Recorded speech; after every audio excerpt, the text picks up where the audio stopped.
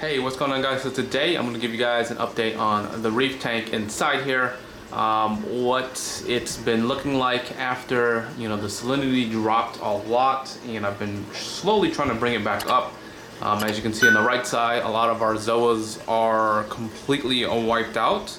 On the left side, the anemone is or was been fine throughout the salinity drop.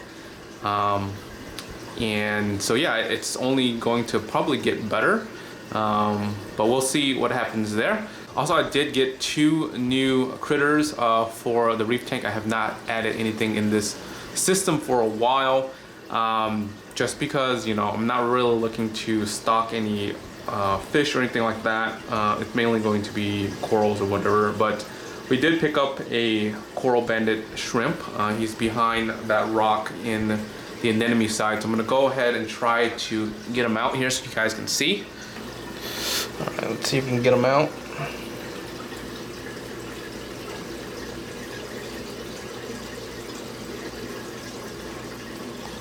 He's not happy. I think maybe a she actually. Ah, there it is. Look at that little beauty. All right, let's see if we can get him over here. Look at that. That cute little guy. There it is back there, just chilling.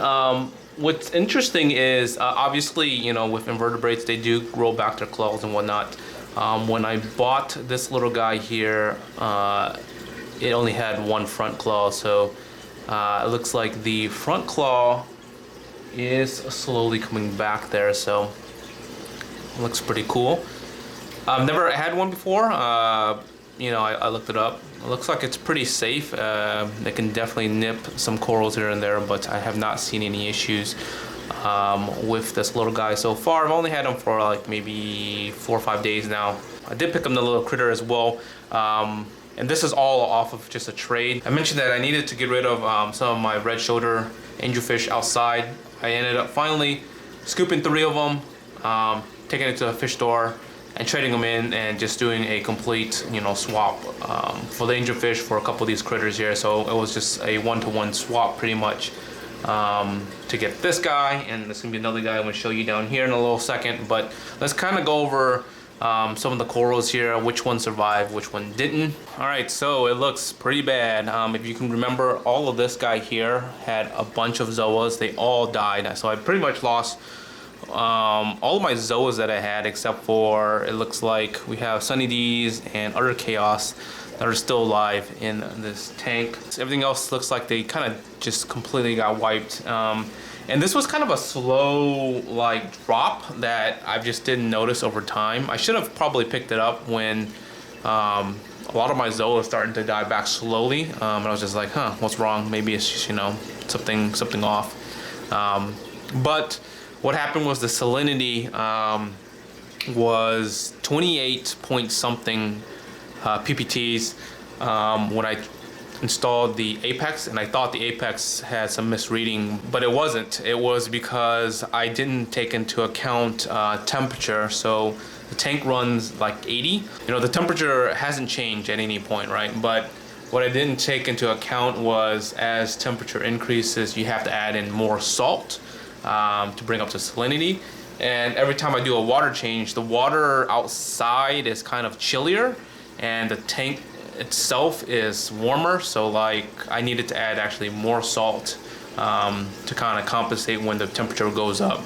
So I didn't do that, and basically over time it dropped down to 28, which is a very low level for a lot of these corals. And obviously, since it was a slow drop, as you can see, a lot of these mushrooms are doing fine or whatever, and some of the zoas are still doing fine.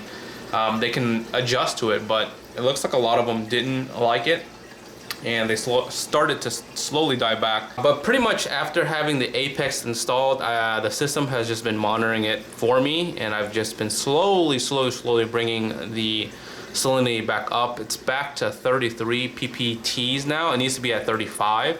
But my target's going to be probably 34, to be honest, because the next couple months here, the temperature's going to drop again because it's going to be colder months, winter months, pretty much.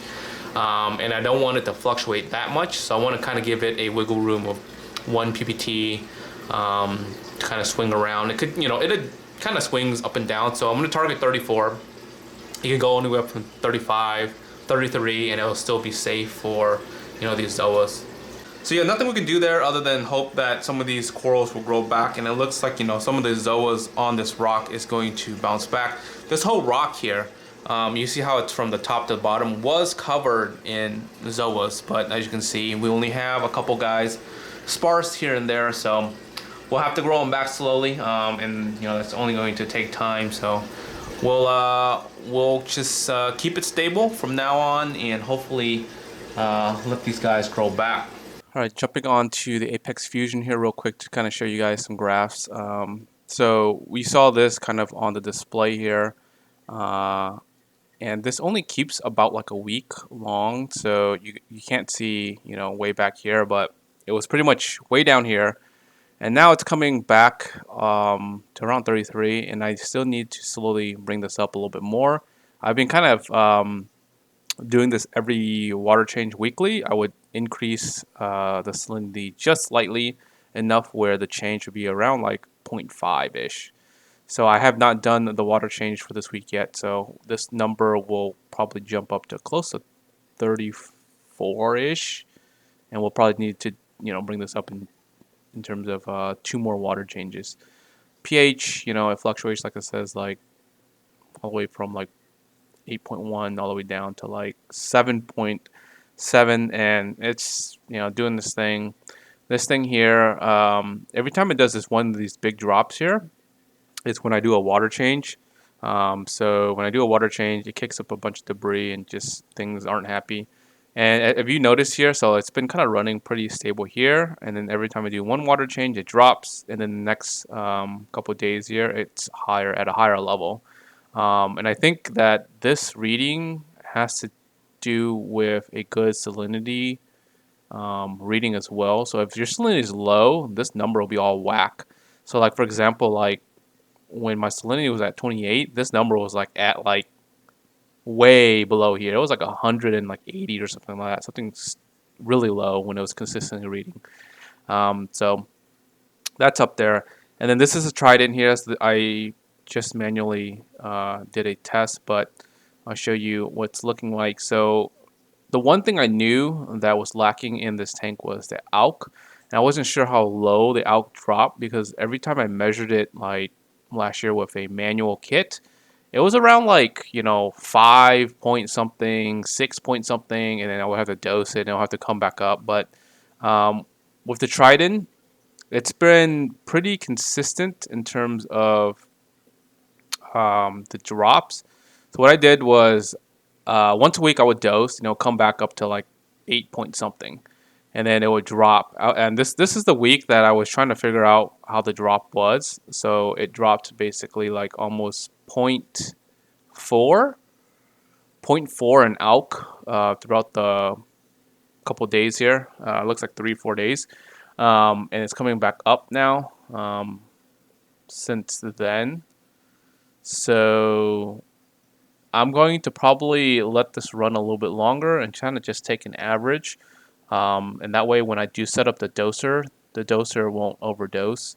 It's going to be very small increments. So that's the alk. The calcium has been pretty stable. I say stable as in like it swings a lot, but like it's in the 400s plus, so I think that's fine.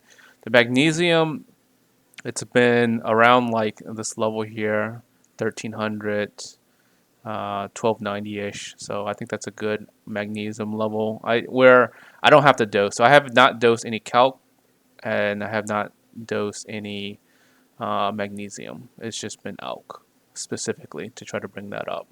And I already been dosing once a week, but now since I know the levels for sure with this, I've been adjusting it slowly to bring it down to the correct amount. So for example, here on Sunday is when I normally dose. So if you had I had a reading here before the dose, and then I made an adjustment in terms of my dosing manually. By the way, I haven't done it automatically, but as you can see, the next day when I did another reading, it went right back up, and that was a very small adjustment or a small dose. So what I want to do is probably get that dial in where this jump is not that much by 0.3. It might jump like 0.0 something every time. So definitely the Trident's been helping me out in terms of monitoring the reef tank and keeping it more stable. So yeah, I really like it so far. And of course, our little clownfish up here. They've been laying eggs left and right in this little guy here, and every time I would go in here and try to clean up the little tank, they would just kind of like fight me because, you know, they have little babies in here they're just trying to protect, which is fine, you know, I respect that. So yeah, they've been doing their thing. Again, I haven't tried to keep some of these fry just because I've done at least maybe 5 attempts and none of them would last more than like a week long before a lot of them die. So I kind of given up on that. So they kind of just, you know, lay eggs, they'll hatch, and then, you know, they won't make it the next day or whatever. Over here in the next tank across is the Rego Man. This fish is beautiful. I'm just waiting for this fish to kind of flourish in the big tank that we're planning to get here. This fish has been eating flakes, pellets, everything and anything that you kind of throw in this tank, demolish. So it's been trained to take flakes, it's been trained to eat pellets. So pretty much anything you'll throw in here, this fish will tear it up. I did try to put this guy into the other 55-gallon with the other tanks, and this fish was just getting beat up by them. So put him in here for now until we can get them in the big tank, and then once they're all in the big tank, they can kind of do their own thing, figure out, you know, who's boss and whatnot. But I figured the other 54-gallon tank is, you know, big enough where yes, you can have them in here, but not big enough where, you know, if one of them is chasing each other and they can't kind of get away. So we'll just kind of keep them isolated in here for now. All right, so the other critter that I got is a blue spiny lobster. Never owned one before. Did research and saw that, you know, they do grow kind of big. So ideally, you know, once we get the big tank, they'll be perfect for the big tank, but also they can definitely eat corals and whatnot. So most likely I was planning of maybe just keeping it in the sump, especially when we get the other big tank. The sump will be, you know, pretty big. The guy can kind of swim around, do its thing. Right now, I cleared both of these sections here. So even though there's like a little thing here, there's a hole that they can kind of climb between. So we have a macroalgae section. They can come over here, eat random stuff if it wants to, or dig in sand. And then over here is where my media is, but I made a room where I can kind of make a house in here and kind of go in there and out if it wanted to. But right now it's just hiding right behind this little bag of media. So I'm going to try to grab it out to show you guys what it looks like. It's very, very nice. All right, so let's see if he is still back here or not. Yes, yes he is. So the little guy is still back here. I'm going to see if I can grab him. Alright, I don't know if you guys can see him here. He didn't want to let go of this guy here, so there he is. He lost his little antenna here, both of them. I think he'll grow back, shouldn't be any problem, but yeah, the guy's kind of cute, you know. Cute little guy. So I traded him along with, I want to put him back in here so that he doesn't get kind of scared. He was just kind of just making all these noises. So yeah, that's a little critter I picked up. Looks pretty cool. Something a little different, you know. It's been eating kind of just any pellet that I throw in there, just algae wafers, meat pellets. It's not really that picky. It's only been coming out during nighttime, so during the daytime, obviously, it's a nocturnal creature, right? So it'll hide in its little cave there, and then when it's ready to come out, it'll come out. Other than that, everything else is pretty much the same. Things are still doing pretty well, especially the plants. The macroalgae are still doing and thriving very well. So yeah, we'll see what happens in the next couple months here with the tank. Hopefully everything bounces back slowly, and we'll kind of go from there. If you guys aren't subscribed yet, make sure you guys are subscribed. And like always, till next time, guys, peace.